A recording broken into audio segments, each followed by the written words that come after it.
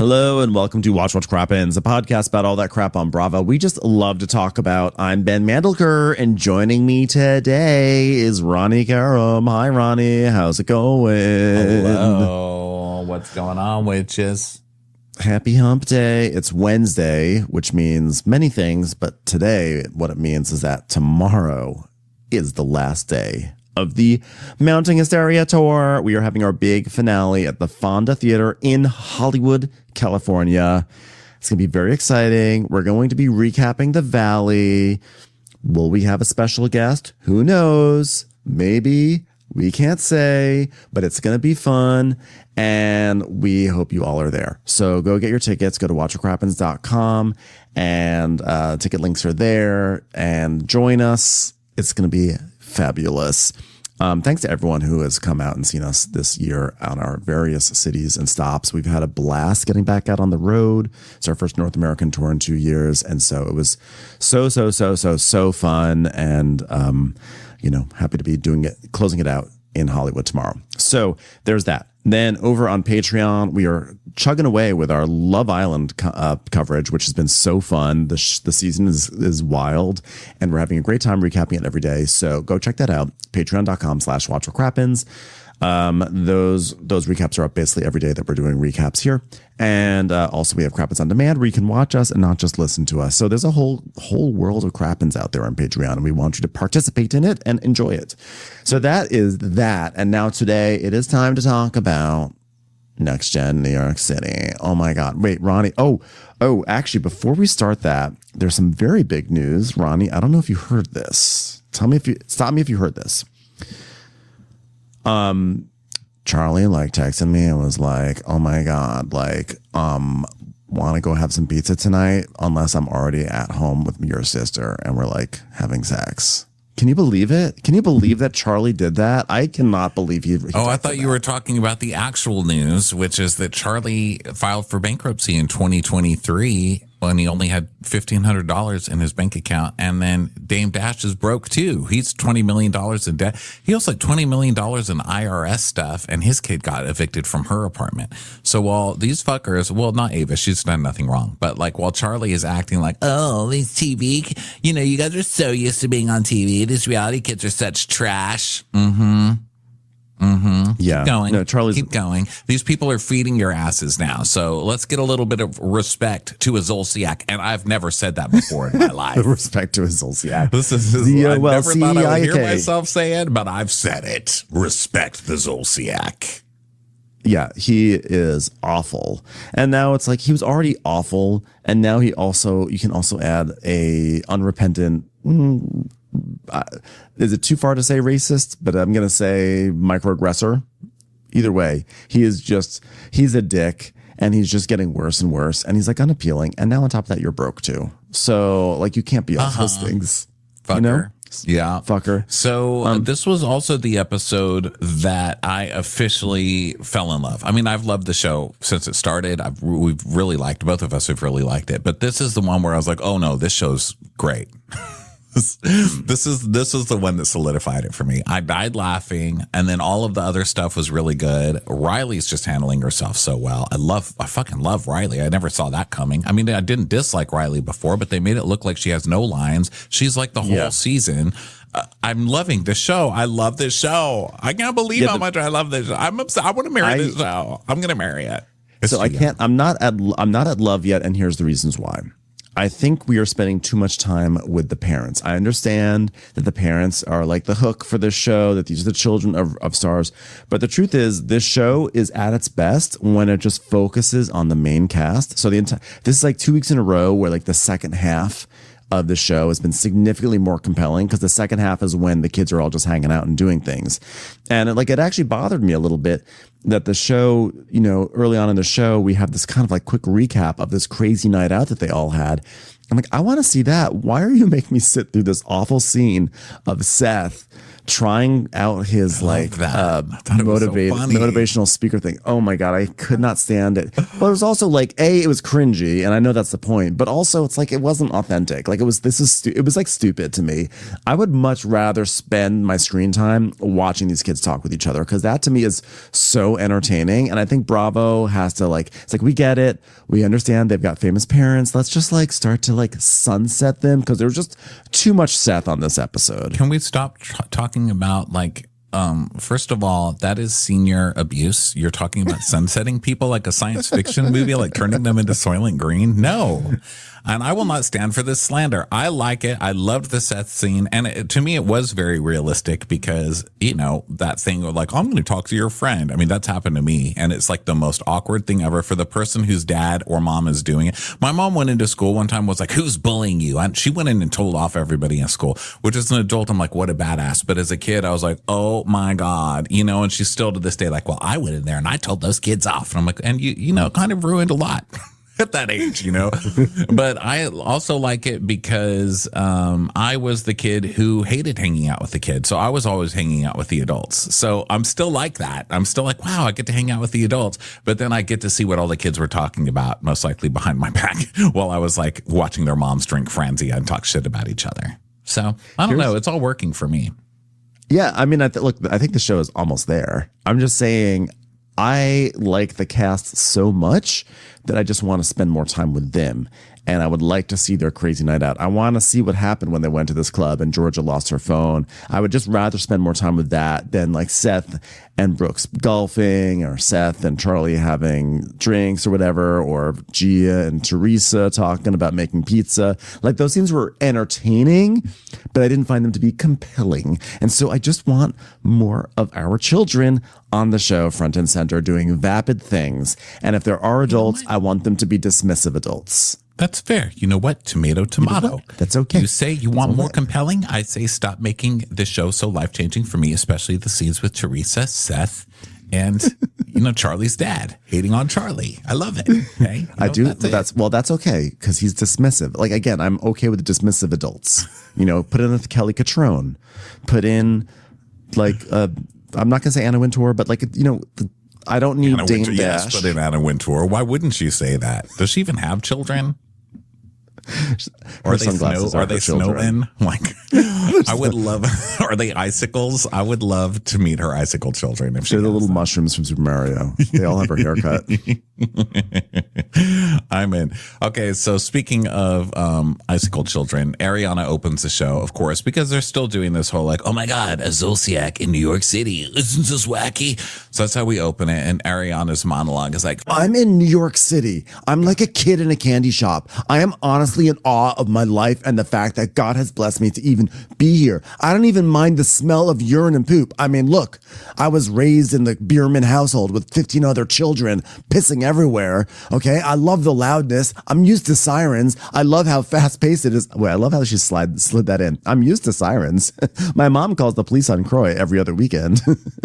There's just so much culture, and there's so many different kinds of people. I get this feeling here that's just gives me chills. I walk down the streets. It's how I imagine Alicia Keys singing Empire State of Mind would be, loud, annoying, off-key, screeching. Could you please have Alicia Keys shut up? I'm trying to do a play here. You walk down the street and there's a Broadway diva making microaggressions against Alicia Keys and Audra O'Donnell. This is the life. Please be quiet. I shouldn't have to deal with this. Oh my God, I just got my ass. Empire State of Shut Up. How's that going for you, boy? So she's yeah, I mean, oh my God, a bird pooped on me. Is bird poop supposed to be good luck? Because that's incredibly concerning that bird poop is supposed to be good luck. I don't know if I like this city anymore. I don't believe in these omens. I believe in Jesus. You know who made that bird poop? The Lord did. Whitney Rose was my favorite quote of hers. I think that is my favorite Whitney Rose quote of all time. You know who did that? The Lord did.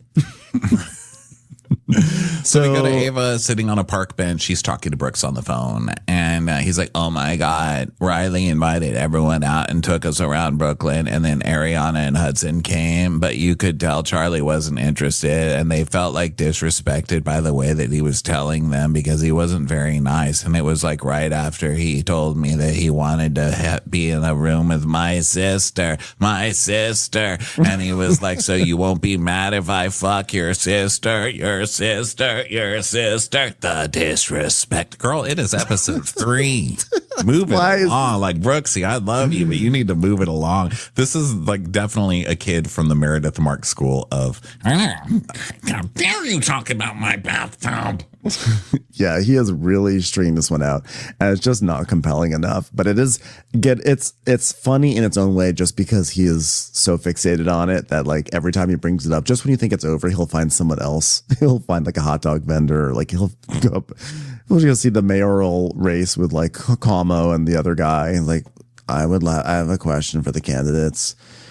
If Charlie ever texted you and said he wanted to sleep with your sister, how would you feel about it? I'll start with you, Como. He's just going to find anyone to talk to about this. Yeah. So Ava's like, I literally feel like a PR girl because, like, you know, I hear things about what my client's done. Now I got to go do damage control. I'm like, well, you know what? At least you're giving yourself a job and you're made up. Maybe you can get like fake medical insurance after all. Healthcare. She's like, I mean, I don't even know about Ariana because I like haven't met her. Like, I don't know her vibes or whatever. So then we see the flashbacks of Ariana being like, hi, nice to meet you. And Charlie being like, oh yeah, it's crazy how fast you can get a read on someone. Oh, probably doesn't even know what crypto is. Ever heard of blockchain? Loser. So now we see Ariana and Hudson walking down the street again, and she is still doing her like, I'm constantly walking around the city with swamp ass, and I should probably have just kept that to myself. But God, I love the city. It's like Alicia Keys always sang. Well, but tomorrow we're going to go to Soho for George's event, and I'm excited for it. And we're going to see your favorite person, Hudson, Charlie. Charlie's like, I'm not going to condition my hair today. Ugh. I'm going to have anger split ends. Zaxby's. These split ends were brought to you by Zaxby's Chicken. Today, my look is brought to you by Tears for Fears circa 1984. Mm-hmm. So Charlie is, meanwhile, I'll go back to Charlie. Now he's in the apartment with Ava. And she's like, so I heard some tea about last night, and I heard you were still making comments about Chloe and stuff to Brooks. He's like, yeah, I was like doing it jokingly. I mean, he doesn't really even care. No, he does care, but he's like not good at confrontation. So he's probably like laughing, but he feels uncomfortable. How many people does Brooks need to actually confront Charlie about this? Because last episode was all about like, I don't want to have like a mouthpiece. And now it's been like the 5th person commissioned to do this. Girl, it's more than a mouthpiece at this point. It's like a retainer. Like you never take it out of your mouth. It's constantly there. And unless you eat. Yeah. So, yeah, he's basically, and I think, I think it's a little much too, because I think Charlie's just fucking with Brooks. I mean, Charlie's an asshole. Look, I'm not going to stand up for Charlie, but Brooks knows that Charlie's an asshole and he's fucking with him. But I think Charlie's like, why are you trying to make this a fucking storyline, brah? But then instead of just backing off, he just keeps making it worse, So What can you do? You know what, Charlie? I'm trying to stand up for you because I know how difficult it is being a wealthy, white, blonde, young person in America. There's no opportunities for you. Nobody gives you any chances. So I'm trying to stand up for you, but you're making it very, very difficult, Charlie, okay? Please, let's feel something for the straight, white, young, rich male in this country. It's hard to look like a Skarsgård without any of the perks of being a Skarsgård. So he does carry that cross. He's a Sarsgaard, Sarsgaard. Which I know is a real thing. He's a Sarsgaard, not a SARS being like, Skarsgård. sorry, SARS. Yeah. So now Charlie and Dylan are talking, and Charlie is like, Hudson, like, so yeah, the other night we had this drama. It's like Hudson comes up and he's like, yo, I feel like there was some disrespect for some animosity towards us or something. And I was like, dude, you want to fight? Like, let's go fight. I can hire someone to fight you. And then we see a flashback of Hudson being like, you want to fight? No. And then Ava's like, wait, you want to take this around the corner? Who says that? Yeah. Like you wanted to, I love it. He's like, I'm so city that I like offer to fight outside around the corner so we don't disturb any businesses. Well, guess what? There's more businesses around the corner. You fell into the corner trap. It's called a corner store. So no matter where you fight, there's going to be a business. So Ava's fight, like, bro, bodega fight. It's on the corner. Dun, dun, dun. Hey, I'll compromise with you and I'll do it on the corner. So Ava's like, I mean, you said you want to fight? And he's like, yeah, but I was like around the corner, right? And then Ariana was like by his side or some shit. I would have fought him for sure. And Dylan's like, yeah, you guys want some weed? They're like, we're cameramen. We can't smoke your weed. It's like, okay, yeah. But like, guys usually like, if they fight, like, that's when they become best friends. Cause like, one time I got in this fight and I like wailed on this dude. And then he was like, bro, I can't wait to jerk off to you on fucking OnlyFans. I was like, fuck yeah. I get $15 a month from that fucking dude. Fucking awesome. I said, dudes are, bro. yeah, man, that's how bros become friends. We just punch each other a little bit with the fists and with the dicks. So then Dylan is like, yeah, it was awesome. So the producer's like, what about your face? Like, don't you make money off your face? He's like, no, I don't make money off this thing. It's my body. We see more shots of him shirtless. No, it's your face. Anybody can work out. You've got the double punch. You know, you've got the face and the working out. So you're making money off your face. Don't mess up your face. And I don't even believe him that he beat the shit out of some guy and had blood all over his hands. Dylan, nobody believes you. Well, we now go to a driving range where Seth and Brooks are playing golf. And Seth is like, get in the hole. Get it, hole. Oh my God. My dad would always be taking me golfing growing up. And like, that was like one side of it. The other side was that he would send me to like golf intensives. It's like, golf intensives? I mean, it's called golf lessons. Is that what you're talking about? Is what Gen Z calls lessons? Intensives? Yeah, like intensives. Yeah, like you took me to golf camp, and he's like, you call golf camp a golf intensive? Like, what the hell, Brooks? Are you getting any up the ass? Let's talk about it. So you swallow? Let's talk about your sex life. You have a boyfriend, you play golf, he fuck you up the butt. Hey, you ever done nosies? Yeah. That's where you fuck someone's nose. You ever done it? I read about it. I saw it on TikTok. I read about it on TikTok. It was a TikTok, but it had words on it. Do kids do that? God, I'm so glad to get kids back to reading. So let's get back to anal. You like that? It's like, Dad, gone. I actually, I had to go to these awful intensives because they were intense, and I actually won an award. It was a unique award that they created just for me because I accidentally hit a squirrel with my golf ball, which honestly, that shouldn't have even been an award. I need to unpack that in therapy. It's time for a commercial. It's time for a Crappens commercial. So then we see the boyfriend, who's really cute. So Brooks has a boyfriend now, and they're cleaning the apartment. And Brooks is like, I'm going to clean this thing. He's like standing on the counter. Brooks is also wearing he's also wearing like a shirt made of like seatbelts. I'm a fashion designer. Don't know how to use a sewing machine, but I know fashion. Yeah. So Seth's like, yeah, you know, Cade and I met in Park City. I was out with my mom. This is Brooks. He's like, Cade and I met in Park City. I was with my mom, and he was like, oh my God, icon queen. And so like we're basically together now. Yeah. He buys me dinner, but I have to sign the check. Meredith Marks, put hearts on it. It's the customer copy. He takes it home and just pretended my mom signed it. Like it's his kink. Yeah, he lives between like Austin and LA. So I'm like always trying to get him to come to New York, which is hard because when he's not in those cities, he's in Salt Lake City, just like following my mother around and being like, icon, mother, icon. So anyway, sometimes he comes to New York City and he like vacuums my silverware for me. Yeah, last time he came to visit, he got a hotel room. And then at the front desk, they said, are you Mr. basically Meredith Marks' son now? Okay, we've got your room ready for you. It was romantic. How's your sex life? That's like not something I need to talk to my dad about. He's like, but you do talk about your mom about it? Yeah, because she's an icon. Well, I want a deeper emotional connection. Seriously, I want to be like a mother. That's the next level for a father, is to be the mother. The dad becomes the mom, son. That's how it goes. Okay, tell me, what about your body count? Is that high? You got a high body count? What about your boyfriend? He got a high body count? He's like, where did you hear body count? He's like, yeah, I just learned it. It was TikTok. You know what? I just want to make sure you know before you give your heart completely, it's mutual. Are you just a body count on a counter of bodies? Come on. Have you fucked the bodies? All right, it's body count. How much anal does that take? Damn, stop. Do you swallow a load and that's on your body? Is a handy a body count? Tell me. I need to know. What sort of hair does he have? Because I've been told by someone in my wife's circle that you can have hair that indicates your body count.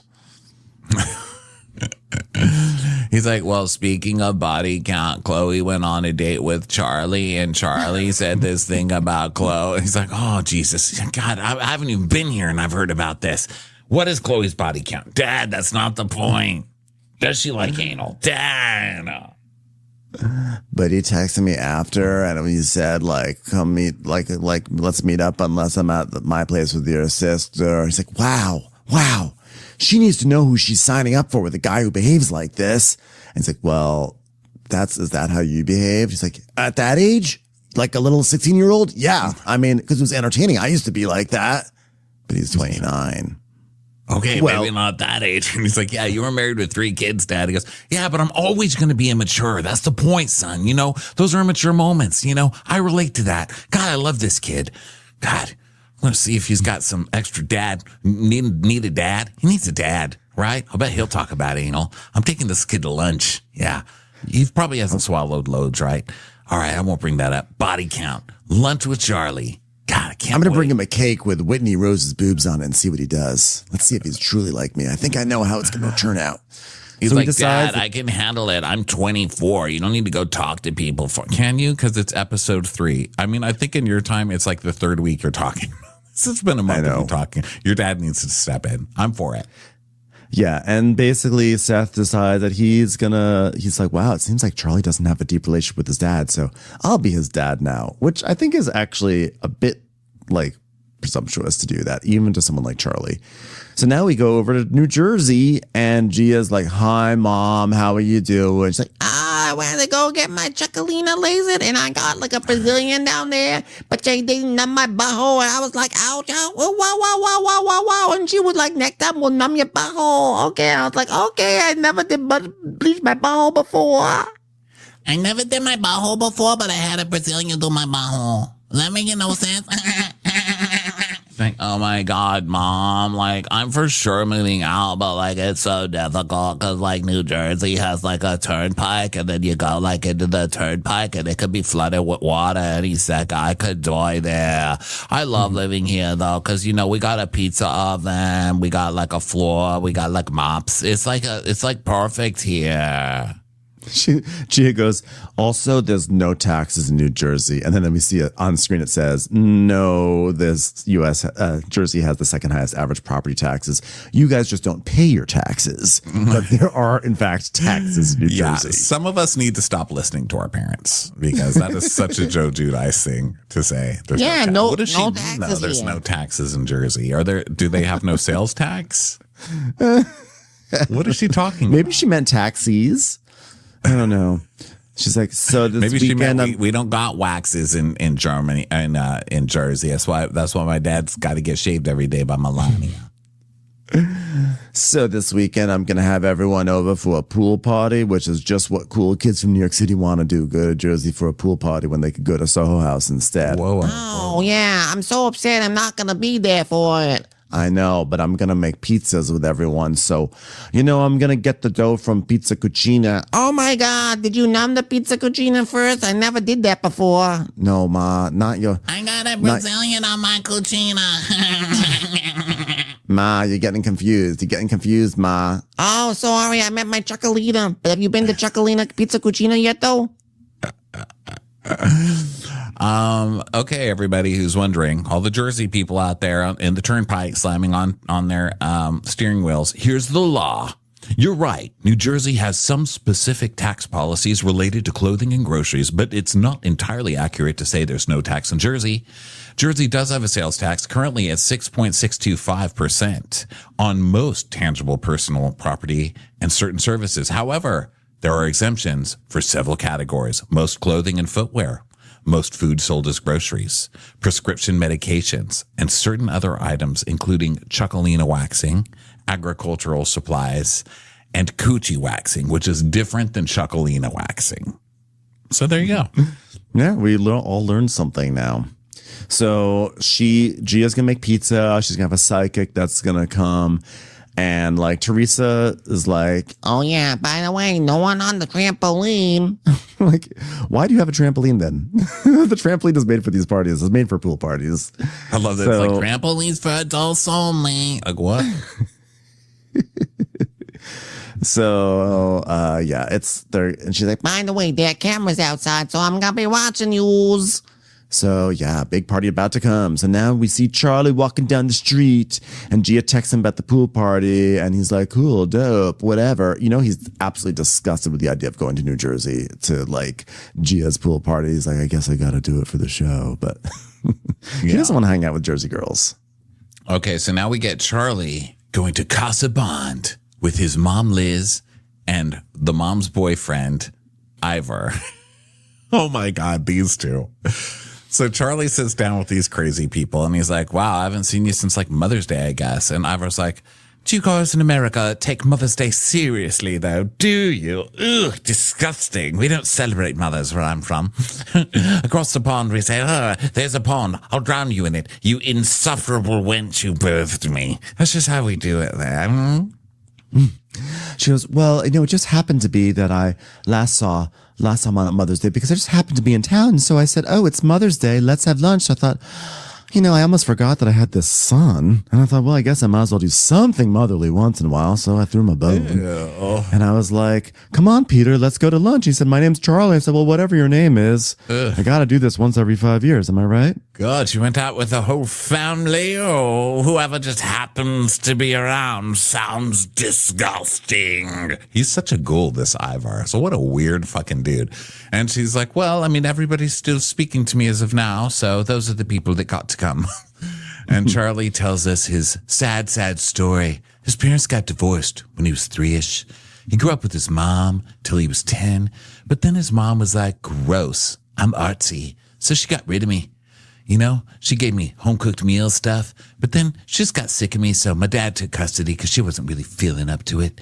You know, the first time I sold all my jelly beans and bought crypto with it, she said, you're right, fucking brat. And, you know, it got more factored when I needed her assistance with my dad, and I was like, Dad's mean. Then she didn't do shit about it, and that's when I knew Mama doesn't care. Peter's a child that lost his mama. Yeah, you're still an asshole, Charlie. I feel nothing. I'm going to translate Charlie's story, which is she tried to raise Charlie. He was out of control, spoiled brat. Like Kept getting kicked out of boarding school and shit. Kicked out of boarding school, private school. She couldn't deal with it anymore. So she's like, guess what? You now have to live with your dad because he's more stern than I am. So then he was raised by his dad and he's still a little shit. And then anytime he was trying to get his way, he would make his pitch to the mom and sell it in one way. And then he would go tell the dad, like, this mom said it's okay. And then dad would call mom and she'd be like, I never said that little fucking shit. And dad's like, you're busted. That's what this story is. Yeah. Okay. I don't believe any of his spin whatsoever. I don't either. And Charlie's like, it was abuse, man. It was abuse. It was child abuse. So don't believe him. And he's like, yeah, I mean, like you, mom, like you don't alienate us the way dad does. She goes, no, it's not alienation. You know, it's send to voicemail is what I call it. It's always worked for me as a mother. You know, she was like, you know, it's so nice because, you know, we used to go out years ago and now we're all back together. So I can see how the drugs are affecting your body now, all these years later. And he's like, She's yeah. talking about Ivar. So Ivar's like, oh, Same- yes, we same met story. It's like we met 40 years ago in Dallas, of all places. She's like, yeah, I was dating Jean-Michel Basquiat. Remember that? He's like, why did your accent turn French?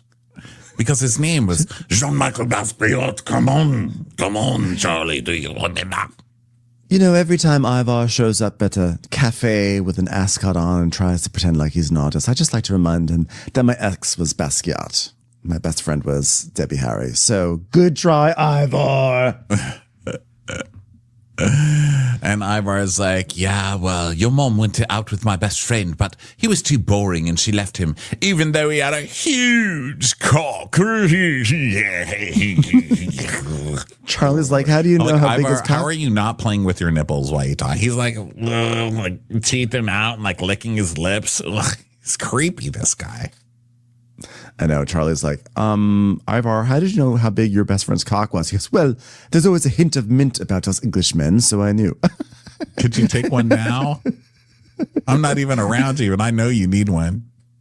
A hint of mint. So Charlie's like, my mom fucked up in early youth, but like she's been such a good mom. Like she's tried so hard to make up for it. Unlike my dad, who continues to be a dick and open up old wounds. And then we see a flashback to basically the dad saying like his sister was his favorite. I don't know. Yeah. I think his dad's just a realist. I mean, it's just amazing. I remember you were just so intuitive as a child. And it's funny because Basquiat's not your father, but your life has grown up to resemble one of his paintings. And that's always really touched me, Charlie. You know, you're just so amazing, intuitive as a child. Always, when I didn't want to speak to you, you would walk away. And it was just glorious. You know, I remember one day I was sick and I said to you, Charlie, you're going to have to make a peanut butter sandwich. And he said, I'll make you one, Mummy. I love you. You brought me a bottle of vodka and a straw, a little mirror with a razor on it. That was the only Mother's Day I'll ever need. Thank you. And just like that Basquiat, unlike that Basquiat painting that you look like, you have no inherent worth. Anyway, great seeing you again, love. So I love that her best memory of Charlie is that he made her a sandwich one time when she didn't feel like making dinner. She's like, your acts of service, Charlie, really quite amazing. Whenever someone says, describe your child, I say, he would always press the button on the elevator. What a good kid. I know. Unfortunately, it was a terrible sandwich, so that was the moment I realized I had to give you over to your father. So she's like, so are you happy with where you are right now? That's a rhetorical question. You obviously are miserable because we failed you as parents. And he's like, well, I'm at my point in my life where like, I'm 29, right? Like turning 30 soon enough. And it just would be nice if like, I was maybe a little bit further along in like a career path. Oh, well, to be further along, you have to start on one. So there's that. How about that? Yeah, you might want to start. You know, and he's like, Dad's an asshole. He doesn't give me emotional support. Like, what the hell? I don't get emotional support from Anwar. And she's like, well, Anwar didn't get emotional support because there was Gigi and then there was the other one, and Anwar's the other one. How do you think he feels? I'm not talking about the Hadid's, Mom. I'm talking about Dad. Oh, right, your father. No, it's not that he doesn't support you. He just doesn't like you, Charlie. All right. And in fairness to him, his skill set that he uses in business makes us all rich. So let's be grateful for Dad. All right. You can hire somebody to hug you, Charlie. And I was like, I can do it. Hint of mint. Oh, wait. I want to show you something, Charlie. Before you start talking about career paths, I want to remind you that you can just be a lazy artist who coasts off his parents' money. Look, some pictures that you drew. I saved them. Look at these. And he's like, oh, yeah, I do remember them. And so you think for a moment, it'll be like, wow, imagine Charlie has like a hidden talent. Like he actually has raw artistry that he got from his mom who worked in the world of artistry. And we see the painting, the pictures. It's just like doodles of like stick figures shooting each other. Absolutely brilliant. So good. He goes, wow. Oh my God, I do remember this. Is this Dad that I'm drawing getting killed? Bullet through the head, knife through the head. That's funny as fuck. Wow. Yes. We call these Basque knots. When I tell you, I died laughing at this. Like, where else are you going to get this? I brought pictures you drew of your father. Oh, yeah, it's the one where I stabbed him in the head. It's the one where I shot him 5 times. God, these are good. God, what a family. And then he says, hey, you know what? You know what I'm rewatching right now? Succession. And Ivar's like, oh, isn't it wonderful? Hintofmint.com. And Charlie's like, yeah, I mean, if that guy isn't literally Anwar incarnate, I mean, my dad is the dad from that show. Just how badly, like, one of the sons wants his approval and how little he gives a fuck. I'm like, Charlie, I hate to break it to you. The dad is the hero on that show. It's the children who are the villains. You know, no one roots for the kids on that show, right? I hope you really pay attention to the part where the dad comes in and says, I love you all. but you're not just serious people. Just not serious people. I hope you pay attention to see, Charlie. I hope you pay attention to the part where the children are insufferable for 4 seasons in a row, and no one likes them and cheers for their demise. One of the only shows where everybody's like dying to know how it ends and actually hoping everybody gets killed. It's like Charlie's actually casting himself in the role of like Jeremy Strong. Like, ugh, what an honor to be the Jeremy Strong character. The only person. Yeah. He's like, yeah, like the kids, there's that one kid who just wants him to love him, but then he just rips him down. He's like, I don't want to shit talk dad too much because, like, God forbid I get cut off when this airs, but he's really a vicious motherfucker sometimes. Yeah. And guess what? You're broke now. So. Yes, exactly. Looks like someone got cut off. No. So now we go over to Brooks's apartment and Shy comes over. So finally we're getting to like spend time with Shy, who's in the poster, in the front row of the poster. Shy is like, so I got introduced to the rest of the group through Dylan, and like I have a full-time job. I'm an agent's assistant and I spend most of my free time sewing. So, like my mom dropped me off some curtains the other day and then like I put them up and then I was like, no. And I took them down and I made them into pants. And I'm wearing the pants right now. And he gets up and he shows us the pants. Babe, those are $10 IKEA sheer curtains. They were like still obviously $10 IKEA sheer. I mean, congratulations on being able to sew, but I don't know. Better eye. I did something similar. I really like him. I turned, there was a fitted sheet that I was going to throw out, and instead I turned that into a pair of shorts. And I was like, oh my God, this is so cool. I turned the fitted sheet into shorts. And when I tell you, they are basically see-through. There's a difference between sheet material and like clothing material. Yeah. Doesn't always work out. Doesn't work out. So he's having to show Brooks how to sew because Brooks still doesn't really know. He's like, I got a new machine, but it's like a thing and like you put a thing on a whatever. Could you do it? He's like, okay, yeah, I'll show you. Just put this on the bobbin and then thread the thing through. He's like, wow. Yeah, I'm like really like I'm going to like learn because like I'm a fashion designer and I want to be more than just like a one tracksuit wonder. And then we see Jen Shaw being like, is that it? Is there like any other designs? Is that the only design? What about me? Says the lady who now is in just a one tracksuit rotation. No kidding. That karma came quickly. I wouldn't fuck with Brooks, man. That karma comes quickly. I never thought about that. Now she's a one tracksuit wonder. That's cool. I also think it's hilarious that Brooks is on like year 4 or 5 of his fashion designer journey, and he's only like sitting down with his first ever sewing machine. He's like, okay, what do I do? It's like at least do this off camera. At least learn about it, how a sewing machine works off camera. Yeah, so, he should have taken a few weeks before the show started shooting and like come up with some stuff and had them there to be like, look, I'm a designer. I've been doing this since my tracksuit, But, yeah. Like, how do you put a thread in the needle? I mean, he literally asked how to thread a needle, girl. Shy's like, why am I better at this than you? This is not my role on the show. So then now Riley shows up and Shy's saying like Riley is by far the most genuine and they love each other.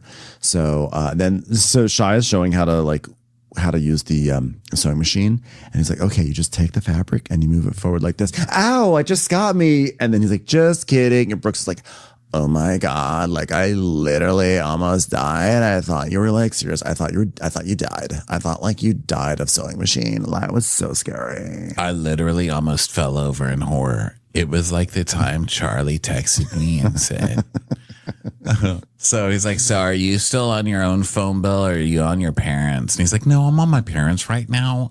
They were going to switch me out, but then they saw I was still making pants out of drapes and I wasn't ready. So it's actually a good move on my part. He's like, yeah, same. Like second I have my own phone bill, I'm going to be like, that's adulting.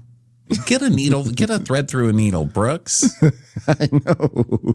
Get to work, Cinderella. Commercials. Here comes one right now.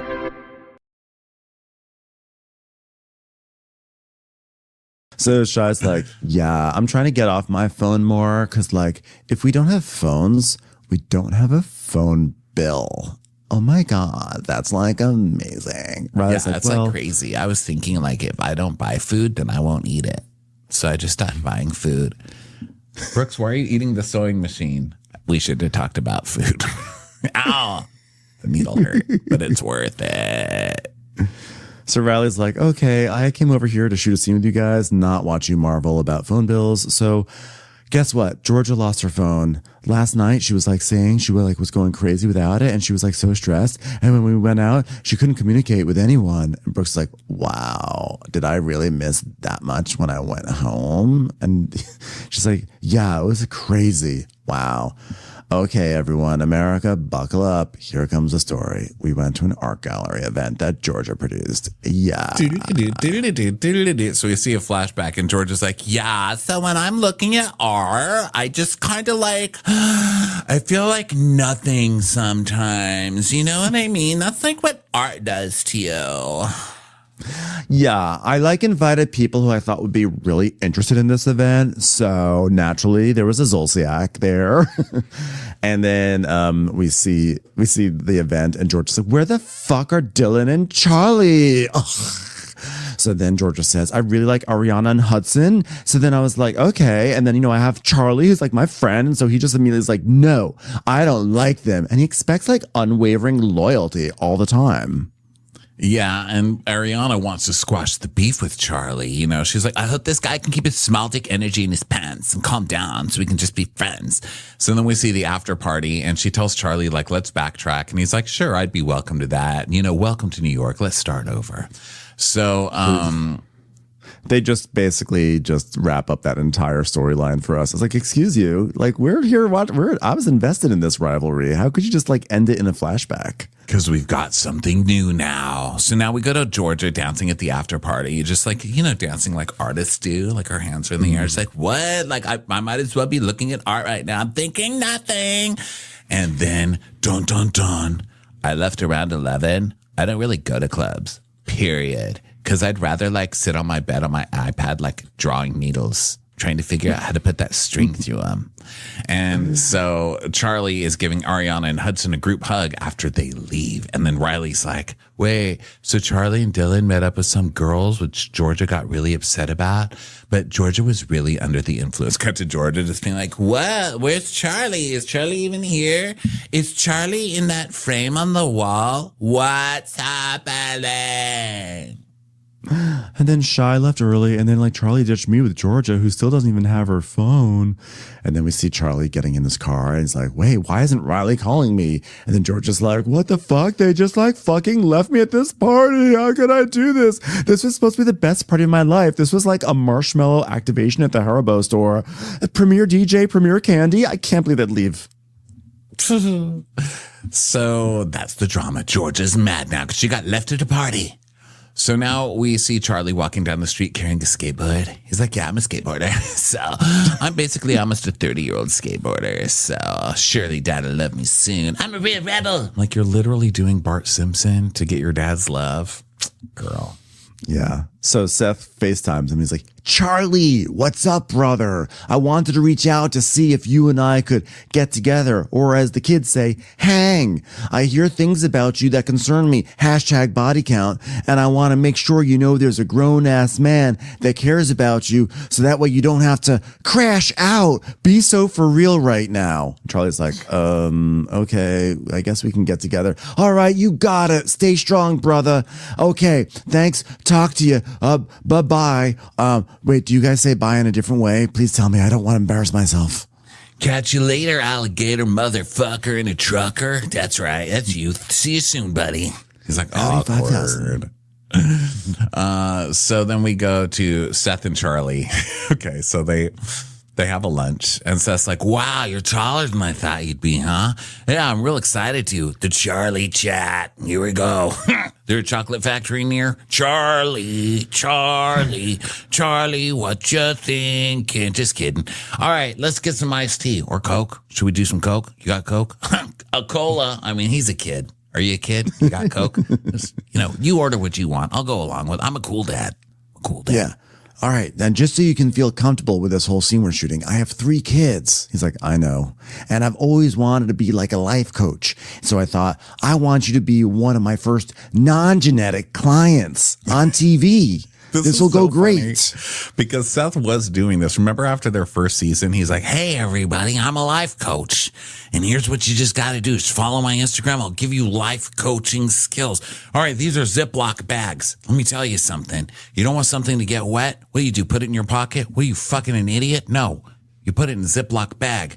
Make sure you grab it with 2 fingers and it zip locks. You get it? That's why they call it that. I never really got that until I actually concentrated on what it meant. Follow me, like, and subscribe for more good tips like this. Also, give your wife a present every once in a while. Talk to you soon. Charlie's like, what I would rather be doing than having this meeting with Seth, I don't know, cutting my own dick off, sleeping, vomiting at my house, fucking Chloe, literally everything. And honestly, this is one of the few times I think I'm going to be on Charlie's side. So Seth is like, he's hey, an asshole, but he makes me laugh at least. I was talking to you about before you and Chloe even hung out. I was talking to you. I see myself in you, man. So I know how dudes think. I get it. I get it, bro. Okay. And the pride and joy of my life, my daughter. Okay. You have a connection going. She's got low body count. You've got high body count. Let's not find an average. Okay. And whether it's going to be a body count transaction or something deeper or more meaningful, I don't know. Be so for real right now. Did I use that one already? You guys coupled up? You closed off? Like, what's going on with you two, huh? Like, come on. You give her fanny flutters? Right, just tell me where we're going here, brother, man. Bro ham. And he's like, I've been on one date with her, but I will say the level of familial involvement is a little more intense than I'm used to. And my mom's boyfriend just talked about her ex-boyfriend's huge dick. So it just maybe reel it in a little bit. We are so back right now. I mean, you're right. And I have to say, it just sounded like you were objectifying Chloe a little bit, which is really my role, not your role. He's like, well, it wasn't anything crazy, I assure you. Well, you didn't say I'd love the opportunity to share sexual energy with your sister. You didn't say that? Because if you didn't, I'd like to use that one. Definitely did not use that wording. It's nothing. I mean, like waking up together. I mean, come on, that was it. And he's like, oh, so was the F word even involved in it? And he's like, no, I would never call Brooks that. No, the body count one. Oh, I don't know. Did I say that? Maybe I did. You know what? Maybe I did. I don't know. Maybe. He's like, yeah, sounds like you're objectifying women, Charlie, okay? To me, it's a bunch of noise. It sounds like something I might have said. Did you get a boner this morning? Did you play with it? What kind of porn did you watch? Huh? Was it like little people being tossed in bars? And just tell me the truth. I'm not getting a boner right now. Why are you staring at my boner? It's a tent. It's a tent in my pants. Oh, my God. Can we get a glass of water for this horny little goat? Hey, do you have a bathroom we can go into? Just to compare sizes, Just want to make sure we're really as similar as I think. I just really don't want you objectifying women unless it's in cake form and there's some boobs rising out of it, in which case you can lick those. That's okay. Anywho, Brooks, tell me about what's going on with you and Brooks. He's like, well, Brooks and I have spoken about this and I've apologized at least like 3 times now and over text. Like, okay, well, I'm going to tell him, dude, I love Charlie. He's very remorseful about it. Let's move the fuck on. Great teaching moment for them. Okay. That's what we got. That's what we got to say. Right. Because the most important thing in relationships is authenticity. Sometimes you got to cherish that relationship. You put it in the Ziploc bag and then you close it. Because did you see my video about how those close? Zip and lock. Okay, the zip is zipper, lock is for locks. Hold on a second. News coming in. Your relationship is choking. Your relationship. Okay, do not put human relationships in a Ziploc bag. Okay, life coaching lesson update. All right, don't do it. Kids die like this. This is how kids die. Do you know how many kids have been found in uptown Manhattan with Ziploc bags over their head, dead? It's a crazy thing. That's why they need me, Charlie. Listen, I think you're a good guy. You got a boner. I got a boner. You went to Cornell. I got a boner. Tell me about Cornell. What was that like? He's like, I actually went to Emory and then NYU. Oh, so no Ivy League. Okay, why am I trying to save this relationship? Damn it. I thought for sure there was Cornell in there. Okay, well, great seeing you. He's like, yeah, and then I got a master's from NYU, talent, restaurant marketing, shit like that. stuff you don't really need in real life. He's like, yeah, I'm so proud of you. God, I'm so proud. Does your dad ever say I'm proud of you? Does he ever ask you to sit right on his lap and whisper in your ear, I'm proud of you, son, not in a gay way? Your dad didn't say that. I said that. Is this inappropriate? Why am I on your lap? Who's the dad here? God. Well, my dad did say, wow, I'm so proud that you got a master's at NYU for something that anyone can just do on Canva, which is make a flyer for a restaurant. And then he said, you realize I was being sarcastic, right? So I don't know. Technically, he said he was proud of me, but I don't know if tonally he was proud of me. I don't know if our conversations were so explicit like that. I love that wording. And Charlie's like, yeah, Seth and my dad couldn't be more different. I mean, just in the way he gives me like life advice, like my dad would fucking laugh at that, you know? It's like, this guy is so fucking full of horse shit. It's fair. So then Seth is like, hey, you know what? You don't get to pick your parents, but you do get to pick your masters at NYU. God, I'm so proud of you. Wow, restaurant marketing. Look at what you're doing with that. You are doing something with that. Are you doing something with it? Was it real? Is this a real master's? Or is this just something you told your mom? Anyway, remove your expectations completely for both of them. And now it's time to go rip and become Charlie fucking, I actually don't know your last name. Sorry, this motivational speaking thing is really new Factory, for me. Charlie Chocolate Factory. That's what I'm going to call you, kid. All right. Charlie and the Boner Factory. Am I right? You and me. So, hey, you got heartburn? Why are you coughing like that? He's like, got a hangover. He's like, oh, yeah. What time did you get home? I remember that. I got home, got 3, 4, 5, 6 in the morning. Girls with me, guys with me. Who knows? Who knows even was with me? Are you Pan? What's the Pan thing? You guys hang out with the Pans person? What's that about? You like cooking? What's that? Fuck everybody? Is it bisexual? Who's he stick his dick in? What's his body count? You got a roommate? What's his deal? What's his body count? Okay. And Charlie's like, yeah, he's like bisexual, Oh, so that's like fluid. So that's fluid. Does he have to go to like Pet Boys or something, get that fluid replaced? I'm just kidding. Just like want to break the ice. And it's very serious. Hey, I'm just a bro. I'm proud of you. I'm proud of you for getting your fluids changed. Good for you. He's like, it's called pansexual, I guess, like pans or something. And he goes, oh yeah, pansexual. That's what I'm trying to get to. Don't tell my wife. It's a good one, right? Charlie's like, fair. I went to Williams-Sonoma. I was like, you got any pans in here? Yeah, because it's pans. I came. They sell pans. I came. They didn't like it. Anyway. They didn't like that, though. I'm not allowed to go back there. Pan shopping at Target from now on. I turned that Le Creuset into some Le Crusté, if you know what I'm saying. Whenever Charlie wants out of a conversation, he just goes, fair. I think I may do the same thing. Fair. Yeah. So now we cut to Georgia, Brooks and Chloe getting on a party bus, and Georgia's like, this is the SS Georgia. So they're all gathering for this, and Georgia is Georgia asks Chloe if she's seen Charlie since the date, and she's like, no, you haven't? Like, would you go again? And she's like, well, he hasn't asked me. And Brooks is like, yeah, please do it and disrespect my sister again. Hey, bus driver, did you hear this? So Charlie texted me, ... He's like, yeah, my dad met with Charlie. I guess I should have a dad that's like willing to do that. Like, right now it's feeling like a big negative, but also my finger really hurts. Needles are hard. So then Ariana, everybody starts coming, but Ariana brings laundry because Gia told her to just bring her laundry. And it's like so expensive at the hotel. Yeah, she's smart. Bring that laundry. She also brought 2 giant dogs onto this party bus. So then now we're in Jersey, and Gia's like, I really do enjoying hosting parties. Like, the setting up for it is honestly fine. And then she's just setting up, and there's dog shit everywhere. And everyone, meanwhile, on the party bus, the real drama of the episode starts. So Georgia's like, guys, should we play a game? And Raleigh's like, well, we could do something like whisper a question into Shy's ear and then be like, who's the weirdest person here? Okay, cool. Let's play it. Okay, so Shy's like, okay, who's the most likely to ditch you at a club? Which is a messy question because we know where this is going. And George is like, 2 points to Charlie, like totally ditched me at a club just the other day. He's like, I didn't ditch you. We were busy. We were busy hooking up. We met girls.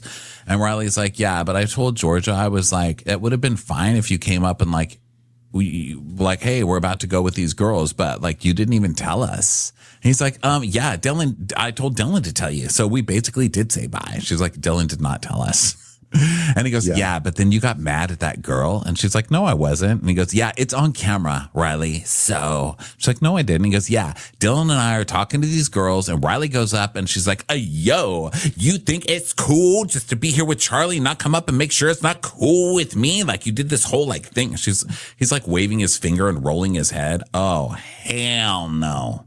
My couch backed up. I backed my couch up all the way into the wall. And I was already feeling a little like my eyebrow was already raised from earlier in the season when they were saying Riley can be like really scary sometimes. She's like scary. I was like, this feels like a little microaggression-y personally.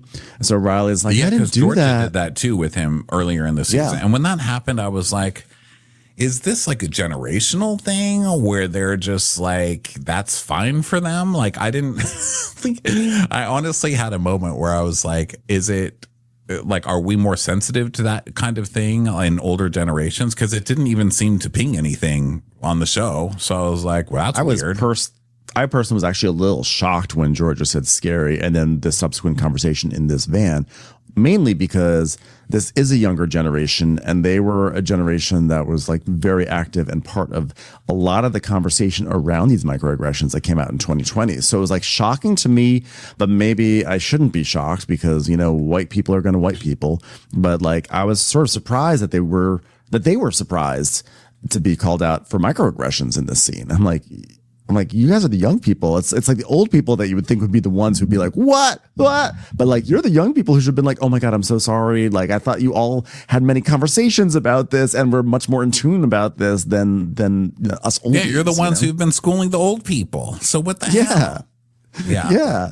I thought maybe it's like something that they just collectively were like, okay, I guess, I don't know, like it doesn't bother them as anyway. It pinged me too, but I didn't say anything at the time because I was like, what are these kids doing? I was like, yeah, it pinged me, but I was like, it didn't seem to be a storyline. I was like, okay, okay, well, whatever. So then we see a flashback of what happened with Riley and this girl, Sylvia. So Riley goes, what's your name? She goes, Sylvia.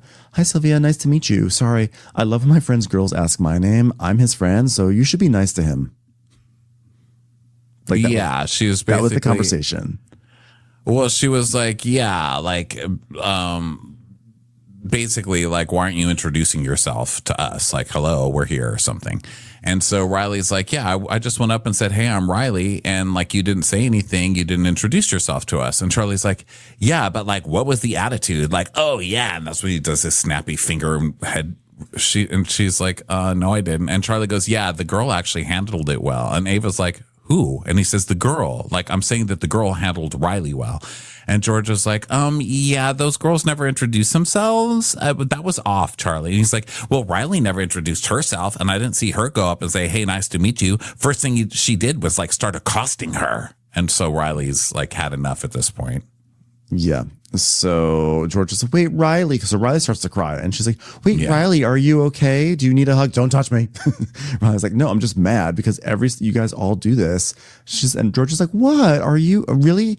What's wrong? And so Riley's like, I'm not trying to make it a thing, but I hate that when you guys try to play this, like I'm scary or I'm scaring the random white girl. It's just so annoying. And it just sucks because it's like a real thing that I have to go through every single day. And I'm so fucking nice to everybody.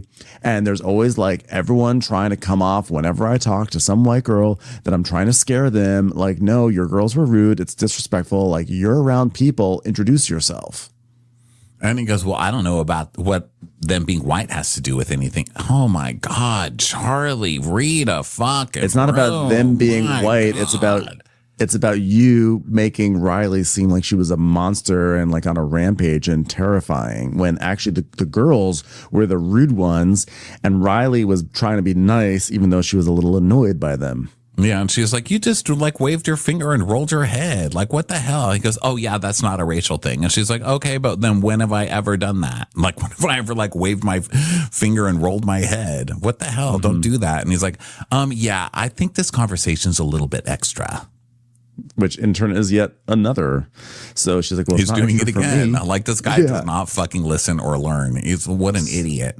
So Ava's like, I think there are specific nuances that like you don't even think about. And Charlie's like, well, I didn't. Well, I'm sorry. I don't want to make you upset. And Riley's like, well, because you just did the same thing with the hand sanitizer thing, Georgia. Like you were like, oh yeah, you were just scary in the way you just said it, and I let it go. So it did actually ping on the radar. And Georgia's like, well, Riley, you said that hand washing thing so calm to me, and it was just the tone of voice thing. And I love you now. I'm over it. So it's not about you being She said it over nice, but the tone was scary. Okay, how do you say something nice but the tone is scary? Yeah, she said it was a tone thing. Oh my god, calm but scary. So she's like, I love you. I'm over it now. It's not about you being over it. It's about what you said. So she's like, but I was with you when this happened, and you're annoyed with the situation. And all I said is they should introduce themselves instead of you guys acting like we're two separate groups. It's like a manners thing.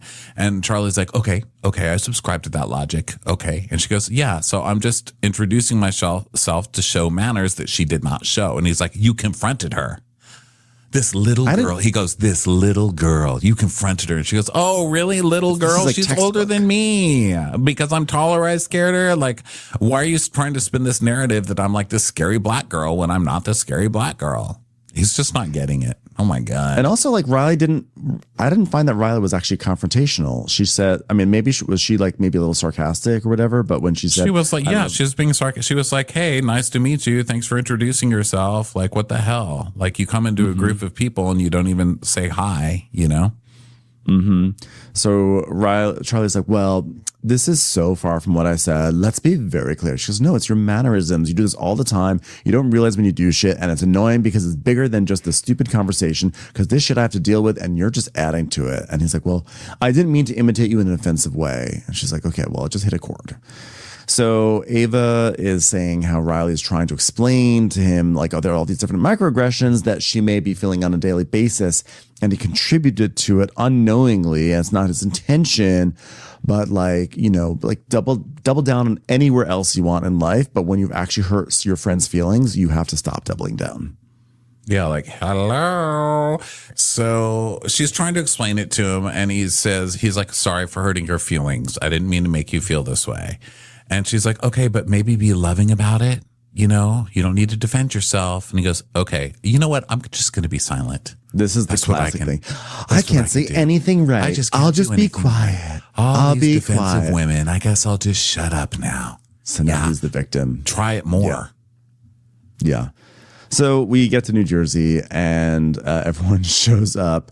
And Charlie's like, by the way, nobody tell Gia about our fight because I don't want her to be mad at me too. I don't need more enemies at this party. Oh, relax, sir. You are the aggressor here. You cannot act like you're the victim of anything. So they go to the party. While you sit here talking about the entire episode, how, daddy doesn't love me. And like you expect some sympathy from us. And yet when your friend expresses something that she wants sympathy for, suddenly it's like, oh, I can't say anything. Oh, it's all defensive. I know. I see what you're trying to do, but at the end of the day, I feel like the audience is just feeling like your dad has a point.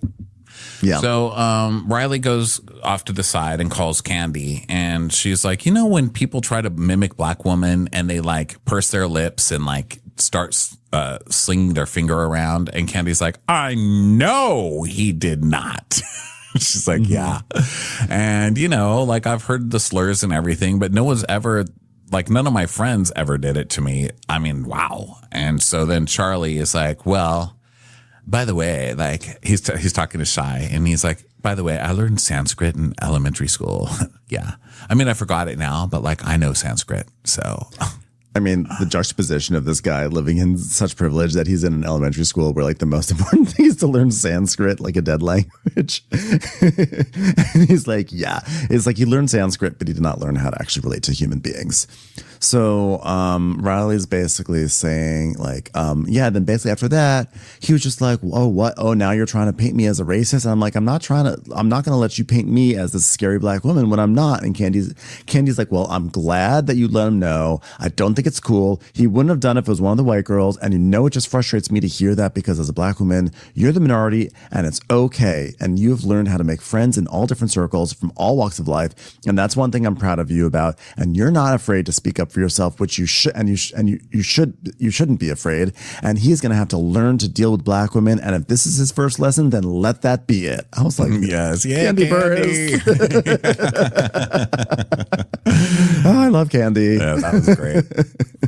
So then Brooks is talking to the psychic, Amal. And he's like, I wanted to find out if you have a message for one of my friends, like maybe be more respectful towards Brooks's sister because my friend went out with my sister. She's like, oh my God, I knew you were coming. Please stop. I've already seen it. I'm already exhausted from this storyline. I saw it in the bus on the way here.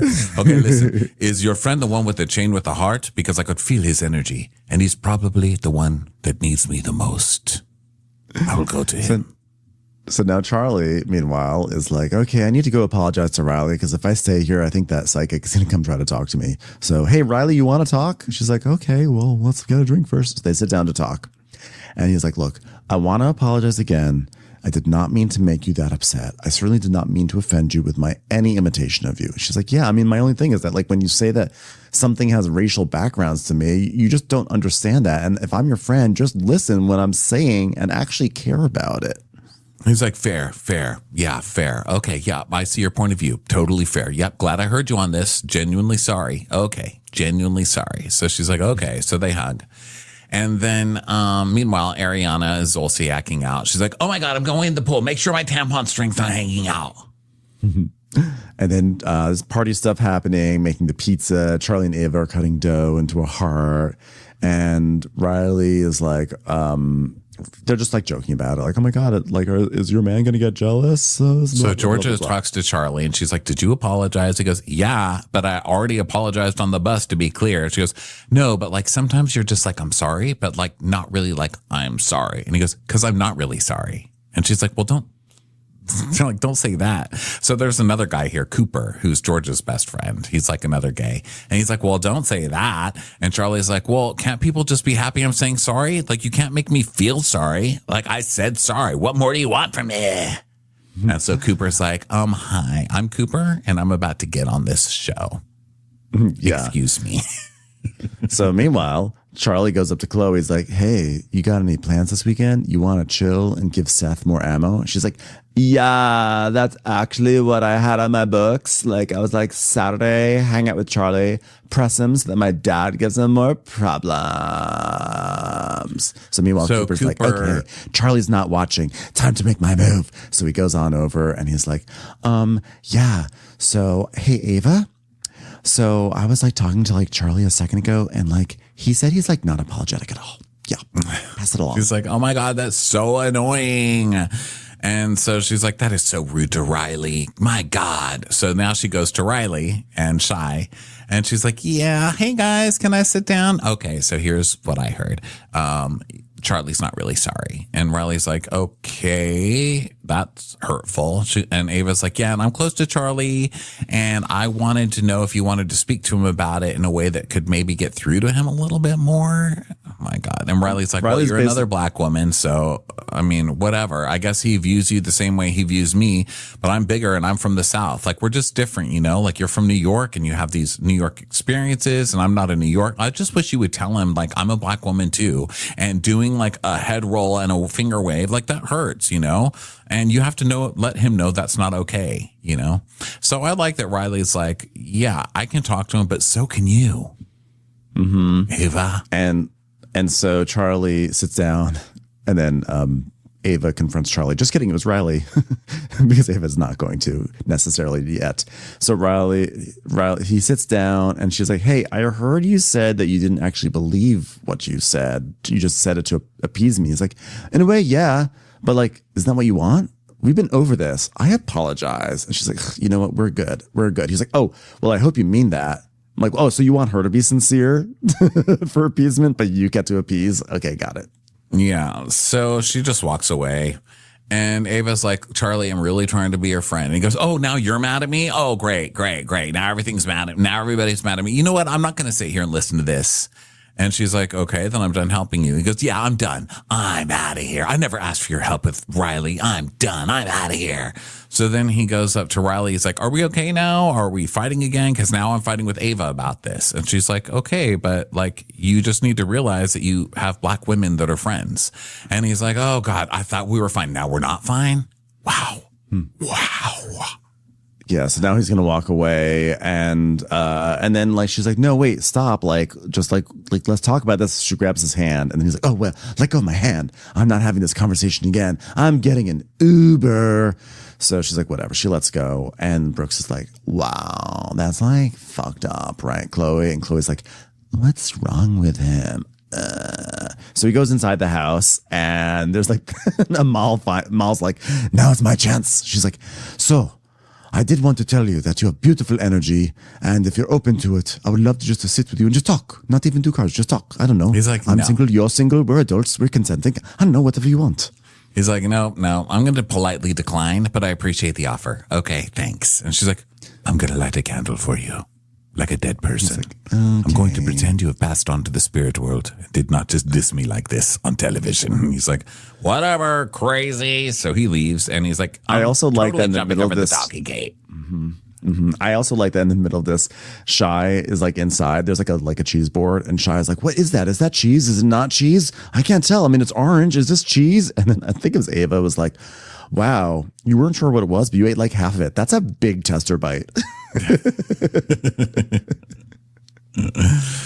And that brings us to the end of Next Gen NYC. Loved it.